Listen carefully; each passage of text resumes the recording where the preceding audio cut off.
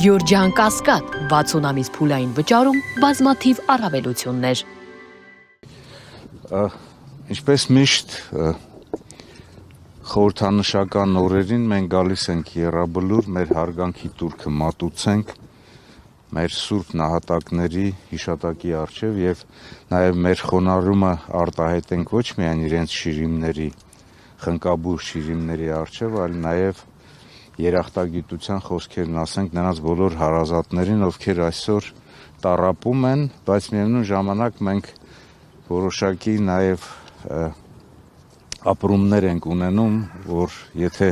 չլիներ նրանց անձնազոհությունը, հերոսությունները, ապա չէր լինի նաեւ մեր ժողովրդի խաղաղ արարումը։ 5 տարի առաջ այս օրը Ադրբեջանը պատերազմ սանձազերծեց Արցախի հանրապետության նկատմամբ եւ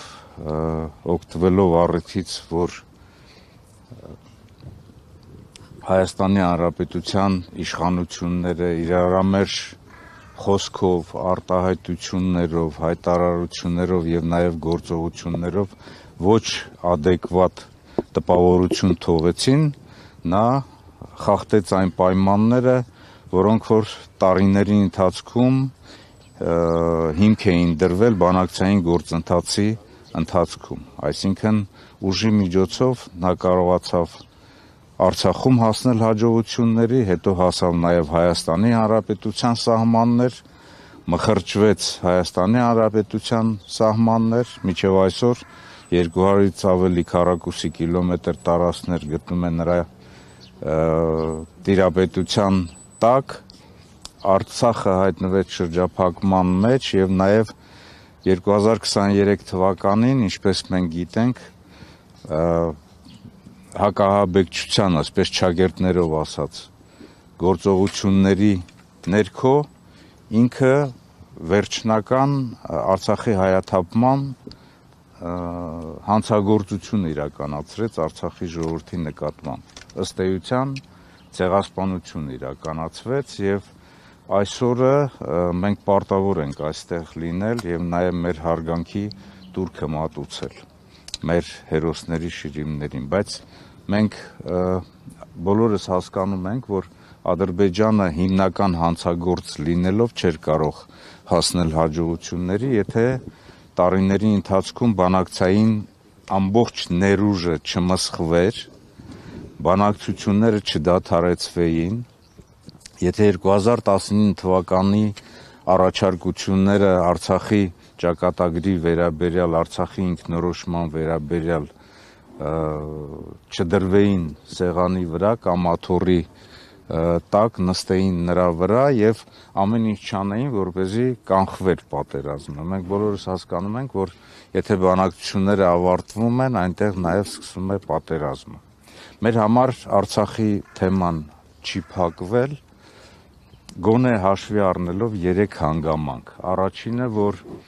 այս գործողություններով, հանցագործ գործողություններով Ադրբեջանը հակամարտությունը ավելի է սրել։ Հակամարտությունը չի ավարտվել եւ այս ցեղասպանության համար Ադրբեջանը միջազգային հարթակներում պետք է պատասխանատվություն կրի։ Դա է պատճառը նաեւ, որ Արցախի Հանրապետության իշխանությունների եւ նաեւ Վարդան Օսկանյանի գլխավորությամբ հանձնախումբ գոյություն ունի, որը համապատասխան աշխատանք է տանում միջազգային հարթակներում այդ ուղղությամբ։ Երկրորդը, կարծում եմ, որ Արցախի սուբյեկտայնությունը պետք է պահպանվի եւ ինստիտուտները, իշխանությունները պետք է աշխատեն Արցախի ժողովրդի ճակատագրի, նրանց սոցիալ-տնտեսական վիճակի, նրանց հավաքական պահելու եւ նաեւ հնարավորության սահմաններում գործողություններ իրականացվեն, նաեւ որպեսզի ընդհանուր վերադարձի, հավաքական վերադարձի համար անվտանգային պայմաններ ստեղծեն։ Եվ երրորդը, եթե այս երկու հանգամանքը գոյություն ունի, ապա բանակցությունները այլընտրանք չունեն։ Բանակցությունները գործող ձևաչափով կամ որևիցե նոր ձևաչափով, բայց ցավոք սրտի Հայաստանի Հանրապետության իշխանությունները Ադրբեջանի ղեկավարության հետ միասին Ինչպես գիտեք, լուծարեցին Մինսկի խումբը, դրանով նրանք եւս մեկ անգամ ապացուցեցին, որ նրանք Արցախի էջը գոնե իրենց տպավորության, իրենց գործողությունների մեջ փակել են, իսկ նրանց խոսքը, նրանց գործողությունները ցույց են տալիս, որ նաև նրանց գործողությունների մոտ միտումնավորություն կա։ Եվ ես ուզում եմ եւս մեկ անգամ, որպեսզի մենք այսօրը հիշատակելով 5-րդ տարելիցի խորհրդի շրջանակներում մեր խոնարհումը արտահայտենք ոչ միայն Եռաբլուրում, այլ նաև Հայաստանի Հանրապետության եւ Արցախում մնացած բոլոր մեր հերոս նահատակների հիշատակի առջև։ Պարոն Օհանյան, պարտության հետ կապված տարբեր են պատճառները։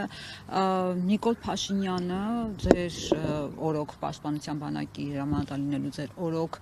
քննադատությունների տեղատարափ է հորդացել այս ընթացքում։ Օրինակ ասում 2016-ին, երբ որ ես Ասուն Ջոկատի հետ գնացի Մարտակերտ, 73 թվի ավտոմատ էին ինձ տվել, ասում է Սերժ Սարգսյանը 43 միլիոնի մետաղի ջարդոն է ձեռք բերել, այդ զենքերը ընդհանրապես բանի պիտանի չեն,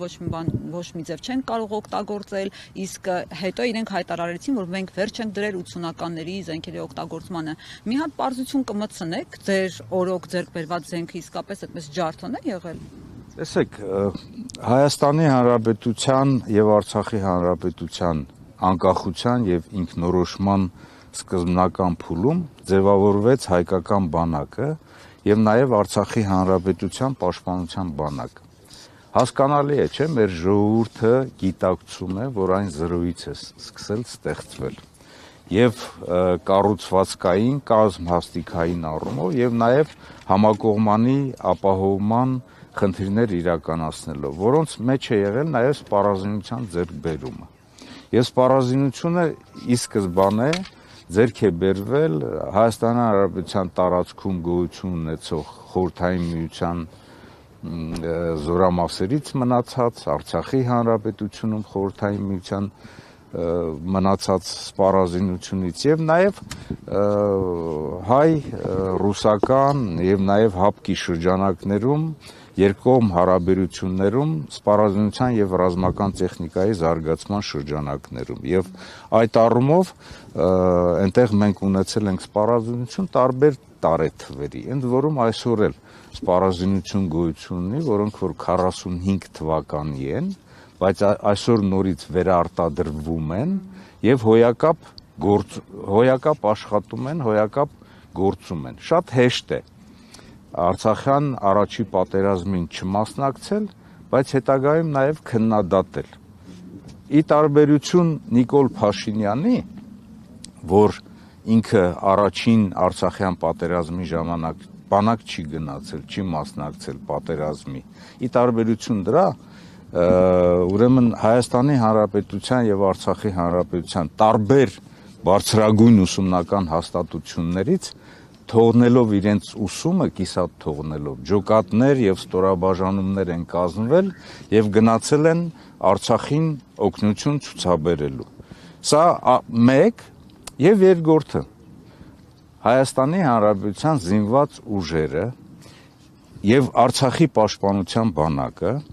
իրենց կառուցվածքով, համալրվածությամբ, համակողմանի ապահովմամբ, ինժեներական կառույցների տարիների ընթացքում ձևավորմամբ ունեցել են այնպիսի մի իրավիճակ, որ ի վիճակի էին այս պատերազմում հասնել հաջողությունների կամ եթե նույնիսկ չհաղթել, ապա իրենց առջև դրված խնդիրը պաշտպանությունում իրականացնել։ Մանավանդ այն հատվածում, նորից եմ կրկնում, մանավանդ այն հատվածում, որտեղ որ հակառակորդը կարողացել է այսպես մեկ ճանապարհով, մեկ արահետով մխրճվել եւ հասնել մինչեւ Շուշի եւ Հայաստանի Հանրապետության սահմաններ։ Այսինքն լեռնանատարային պայմանները Հադրութում, ջրականի շրջանում հնարավորություն են ունեցել հակառակորդին կանգնեցնել եւ կարծում եմ, որ հակառակորդը ինքն է զարմացել, թե ինչպես է կարողացել այդ օրերի ընթացքում հասնել իմ ասած նշված կետերը։ Եվ եթե խոսքը գնում է նրան, որ փորձում են բանակի վրա բարթել ամեն ինչ, ես պետք է կրկնեմ իմ նորից այն խոսքը, որ մի քանի անգամ ասել եմ։ Արցախի պաշտպանության բանակը, որը որ ձևավորվել է բացառապես ի սկզբանե Արցախի հենքի վրա, Արցախի ներուժի վրա եւ Հայաստանի Հանրապետության կամավորական շարժման աջակցության շնորհիվ ունեցել է 283 կիլոմետր պաշտպանության գոտի, այսինքն ճակատով 283 կիլոմետր է եղել, սկսած Արաքս գետից մինչև Սոտք, Վարդենիսի հատված։ Այդ 283 կետից 83 կիլոմետրից 265-ը ինքը պահել է մինչև վերջ, մինչև հոկտեմբերի 27-ը, մեկ ամիս։ Այդ 20 քանի կիլոմետր հատվածում է աջ թևում, որ եղել է մխրճում եւ հակառակորդը ուղիղ գծով, եթե աջ թևը Արաքսի ափը վերցնենք որպես ելման կետ, այդտեղից 52 կիլոմետր մինչև ուղիղ գծով Շուշի, 65 կիլոմետր մինչև Բերդաձորի ենթաշրջան Արցախի, 92 կիլոմետր մինչև Սև Լիճ եւ 80-85 կիլոմետր մինչև Գորիս, Կապան եւ Մեղրի։ Հակառակորդը կարողացել է մխրճվել, շարժվել առաջ եւ ծավալվել այն հատվածով, որի պատասխանատուն ձեր ասած անձնավորությունն է, որ ինքը թող դրա համար պատասխան տա։